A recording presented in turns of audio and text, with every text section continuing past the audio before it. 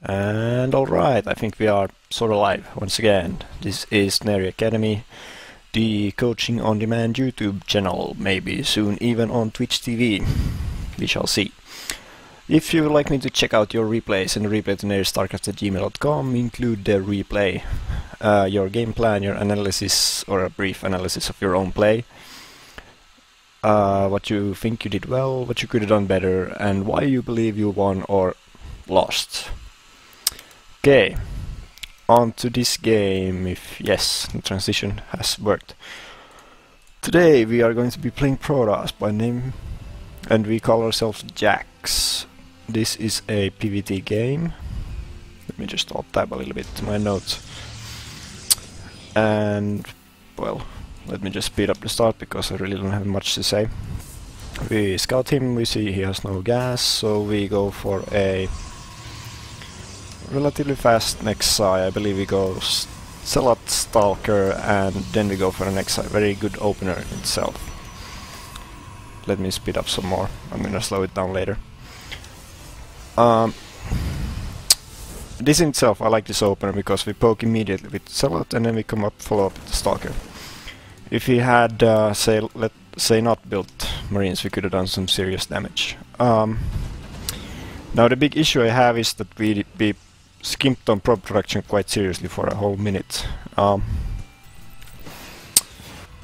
once we had poked, we moved back, which is something I really don't like. This Stalker should at the very least be at this watchtower, but preferably should be poking in and out at the front gates, or natural of the terrain, because we can see quite a lot with just one Stalker. Okay, but we didn't do that, so we don't really know what he's doing. If we poke, we could see some Marauders, maybe some Marines, how many Marines, and so on and so forth. But we take it a natural. Now the big issue that we cannot see, if you look at the vision of us, we do not know what the turn is doing at the moment. So we go for 3-gate robo, which is fine, it's pretty solid, safe against pretty much anything. I have no problems with that. If you look at everybody cam though, or Terran enemy is doing a very cheesy build because he went for an extremely fast third command center. Something that would have died to pretty much anything. If we even if we 4-gated, we would have won. If you look at the vision, he has not scouted us at all. He knows nothing what we are doing. So he gained a pretty good economic advantage. Anyway, we follow this 3-gate robo up with a robotics bay. Now, since we don't really know what he's doing, we can't really be doing much. We get these safety gateways, not a big issue for me. We have some... I'm not sure if it's gonna be really shown in this replay, but the times I've watched this, we had some problems with the probe production. We scouted his base, we saw that third CC, this should be a really big alarm clock to us to take an immediate third, because this effectively means that he's going to be ahead. And we also see a starport, so we should be preparing for drops, because, well, that's what Terran does. But we really should be taking a third. Or, we have a few options. Let me go back to this third command center. From right here we see it and we go like, oh shit, we're behind. So we should do one of... I have written down 3 things that we should be doing. What we could have done is some kind of all-in, and it would have killed him. But since we can't do that retroactively, we have to live in the moment, so to speak. We could have gone for some kind of DT harass and pretty much hope that he, well, has no detection and that he has very few scans. Or we could have done some kind of warp prism harass. Or we could have taken a third, maybe even a quick fourth. Now that we see that he is building a third, and we know that he has a third orbital command. Yeah, and then there's the drop. Let me get back to... I'm gonna pause just for a second. And we see that he's building a third command center. We know that he has a fourth flying around somewhere, so we should be scouting this base. I'm focusing a lot on the opponent's play in this this replay analysis, but anyway. So we should have taken this way earlier. As soon as we saw this building, we should have immediately built this, maybe even a fourth base. Anyway, Now we have this drop play. Now this is something, well, yeah, let's continue with this. We knew that he was dropping, and if we checked really closely we saw that he was actually flew right by this pylon, so some more minimap vision would not hurt. Anyway, build important text structures in the middle of normally the best place is between the natural and the main. Display, for instance, this Twilight Council is really safe from drops. Now, it also happens that in this game we lost our +1 and we lost our Robotics Bay, which seriously hamper our ability to build more Colossi. And Colossi are pretty useful in TvP. Anyway, he tried to poke at 2 directions, we did that very fine. But, as we can see, we are very far behind. Now we know he has 3 orbitals, and we are even in probes. That means that he is... because each orbital can pretty much sustain 1 mule all the time. So we are behind, and each mule is 3 or 4 workers. So if you count 3, we are 9 workers behind. Which in itself is not terribly much, but when you add it up it becomes way more. And so we are actually quite far behind. And even worse, we are losing workers to his harass, and our harass did not really do that much. So what we should be doing at this point, in my opinion, how I would have played it, is to get 2 Forges ASAP and go for the really late game. This Dark Shrine, not so sure about it. We already saw that he had a turret. Where are we gonna send DTs? To the main? We're gonna drop them. I don't mind the DT Shrine, I'm just saying we should maybe not build it before we are maxed out on a big Deathball army.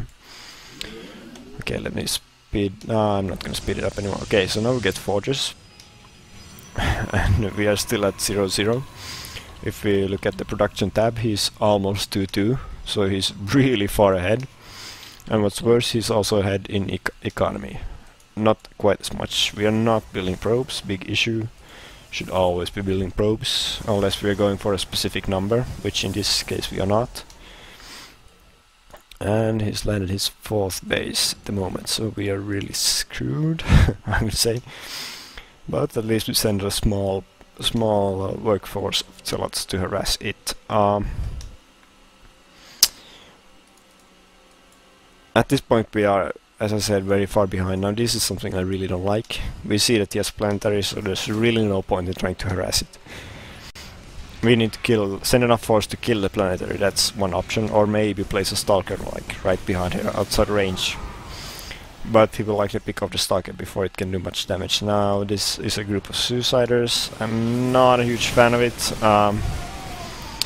If you wanna harass with zealots, go with the warp prism. Especially since we have 2 robos.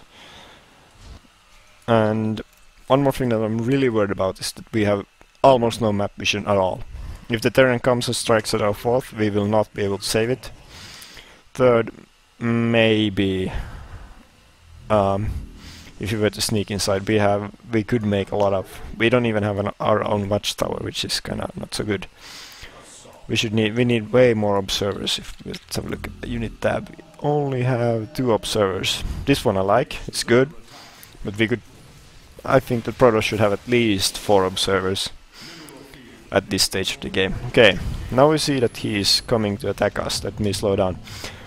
This is pretty much how you really don't want to engage the Terran army. First of all, Stalkers are like the deeps units, the ones to stay in the back and do all the damage, and Zealots are the ones to run in front. This engagement, we blink all the Stalkers up and let them get killed immediately.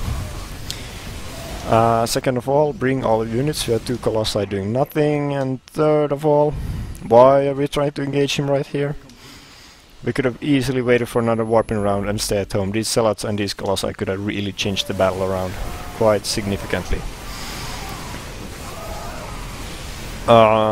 If we look at someone like, I think it was in a recent North American Star League, it was Hero. And so the Terran attacks us and kills everything we have an own. Yeah, if we look at recent game where Hero, how he engages these big armies, is he sends all his Zealots in first, and when the Zealots die he pulls back everything else. So he basically saves all his gas units, and that's what you really want to do as Protoss, because you can really reinforce very, very quickly, much quicker than Terran. And as this game is wrapping up, let me just briefly go through the game. We basically lost to a economic cheese. Terran would have died to any kind of all-in, guaranteed, I promise you. Void Ray, 4-gate, maybe even 3-gate pressure. If we went DTs, maybe that even would have worked. Pretty much any all-in you can think of. 4-gate War Prism definitely would have killed him. Okay, so he did that, and it paid off hugely because he got a huge lead. And from there on he, well, basically expanded that lead with the drop. Cannons are good, but they are pretty late. Some bad building placements.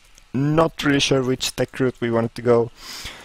We started up with Colossi, which was really fine, but then we suddenly decided that we want Archons as well, and then we skimped on the upgrades because we couldn't afford to get both the Templar Archives and the DT Shrine and the Twilight Council and upgrades. We couldn't really pick, and we forgot about upgrades. So he basically owned us with his now 3-3 army, and we had 0-0, I believe. Oh, 1-1. So yes, economic cheese that paid off. Alright. So let me just say that for the next game what we should be doing. The first Stalker, let me even go back to it. Oh, not that really further. We can easily poke at it. We should at least leave it at this watchtower over here. Oh, this... we don't really need to hold this watchtower. There's really no purpose. If we hold this watchtower, we will see if he's scouting and we can interrupt or kill that scout off.